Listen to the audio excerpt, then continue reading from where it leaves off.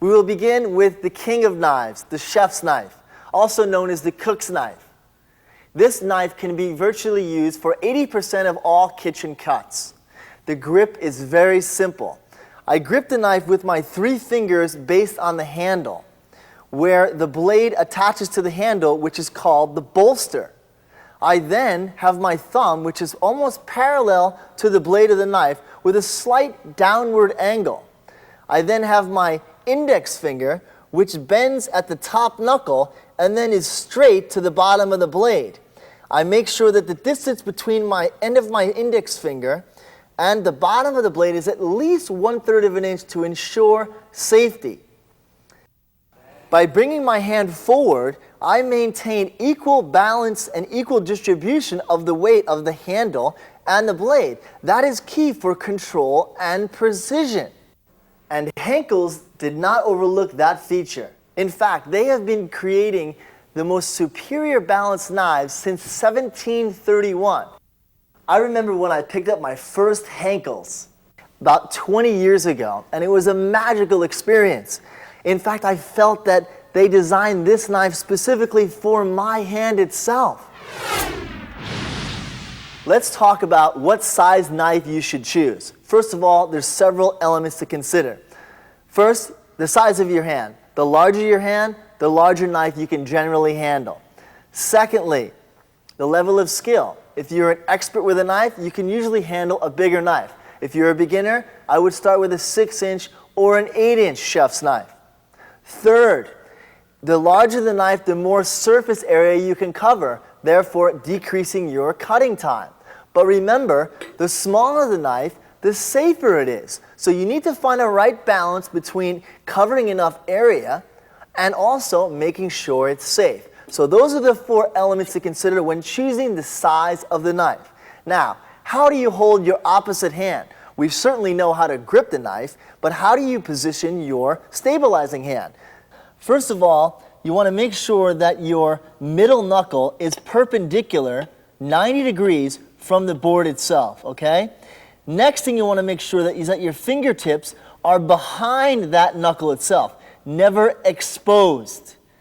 Next thing you want to do is you want to make sure your thumb stays as a stabilizer into the rear of the product, therefore pushing down. And then you also want to make sure that your fingertips press onto the product, aren't just sitting there on top of the product, but they're actually pressing into the product. Those 4 elements will ensure that you have a safe cut and will maximize your efficiency. Remember, safety is the key. Never bring the knife blade above your knuckle, okay? Always stay in the center of the middle knuckle, obviously above the product, but never above. Secondly, never feed the product towards your knife blade, okay? Because that will expose your fingertips and increase the chances of you getting cut. Instead, retreat with your fingers. I do this by utilizing or mimicking a spider-like motion. I press firmly down with my 3 fingers and then I bring my 2 fingers back. I do it again, I press down and then I bring it back. So I always retreat. And the final thing is, I always cut with my knife against my knuckle. I never move my knuckle and then move my knife, move my knuckle and then move my knife. I always move it together and they are always touching. That will make sure that you never get cut. You see that? I'm constantly on the knuckle and I'm retreating. And remember, if I have a 10-inch carrot, if I begin here, I will end up 10 inches to the left because I didn't feed the product. Our first cut is lyonnaise onions, or finely sliced. I want to take the heel of the knife and go through the top and the bottom of the onion, taking the root off completely. Now to lyonnaise or finely slice the onion, I make sure that the rounded area faces one side of my board. Now I press my fingers into the onion itself, making sure that it can't move around or slip away. My thumb is my stabilizer. My fingertips are always behind that middle knuckle.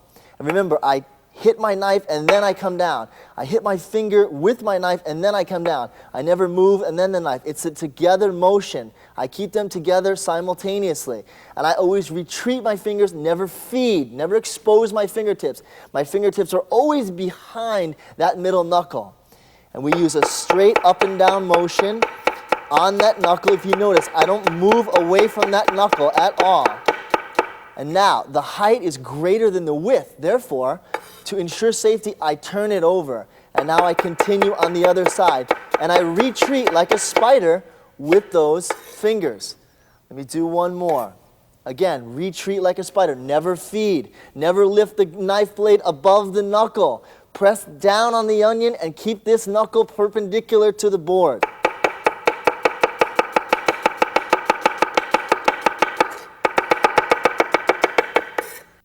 Our next cut is diced onions. Notice when I peel the onion, I left the root on. That is key in keeping the onion together and prevent it from falling apart.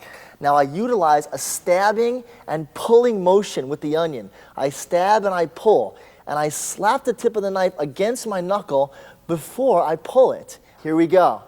Remember, stab and pull, and look how I go right against my knuckles, just like that. Now the onion is sliced, but it's still together, okay? Now what I'm going to do is I'm going to come underneath. The distance that you retreat dictates the distance of the cut of the onion. Now I cut underneath, and I bring the onion towards me because of this gap between the knife and the board. I want it to be flush. I want my cuts flat. Then I go over the top, and now I come straight down using a rocking motion, just like that. And there you have diced onion. Our next cut is julienne, which is also known as finely slivered. Now I take my red bell pepper. What I want to do is I want to remove the ribs to make sure I have a consistent and even surface. Now what I do is I use a rocking motion. Again, same technique. My knuckles are perpendicular to the cutting surface, and I'm rocking the blade using the heel. Now the heel is positioned directly underneath my hand, therefore ensuring that I have complete control and proper balance of the blade. And there we have proper julienne, which is approximately 1/8 thick by 2.5 to 3 inches long, and that's also known as finely slivered. Our next cut is brunoise, which is finely minced. Now what you do is you take the julienne cut, and it's just a variation from that. You just take the julienne cut, turn it now so it's perpendicular to your blade, press on it with your fingertips, and again, using that same rocking motion and the heel of your knife, you come straight down, cutting it into tiny little cubes. And this is known as finely minced, or in France, the name is brunoise. And there you have our examples.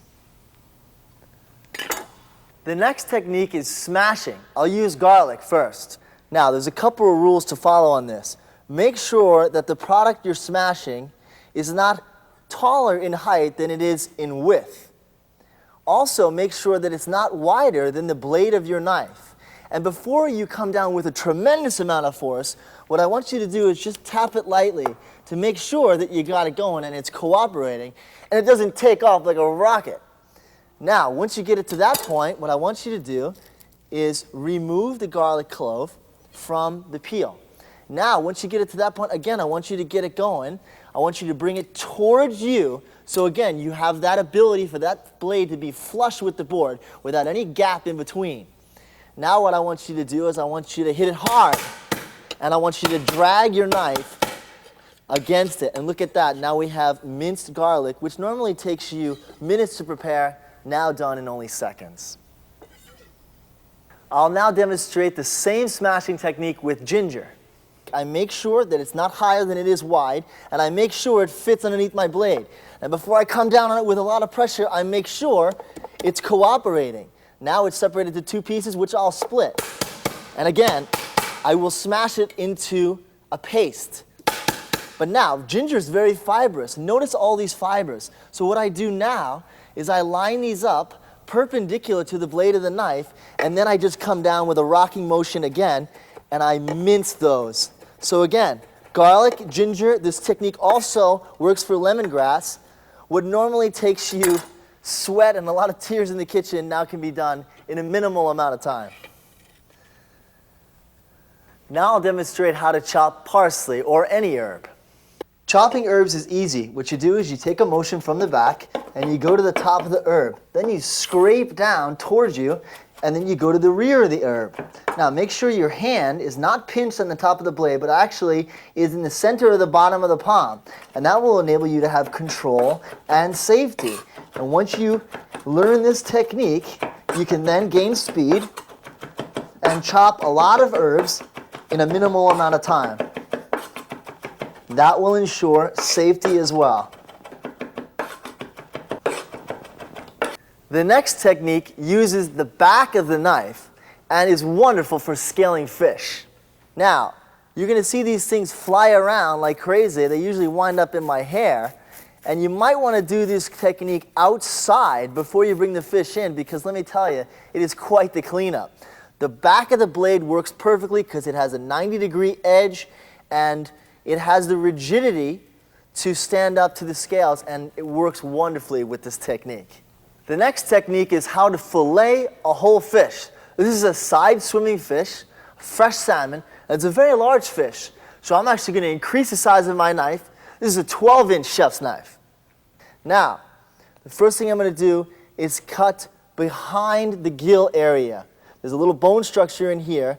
Notice also I'm using a very large chef's knife. This is a 12-inch knife. I always use a knife that's larger than the fish itself. Now I come behind the gills itself, behind this bone structure, towards the head at about a 30-degree angle, making sure that I maximize the yield. Now what I do, once I have that, I cut through the belly and I grab this flap with my other hand.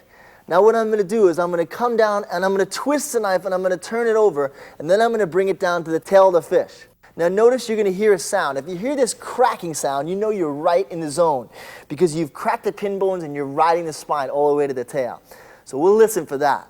So remember, I turn my knife over. At the same time, I thrust it towards the tail of the fish.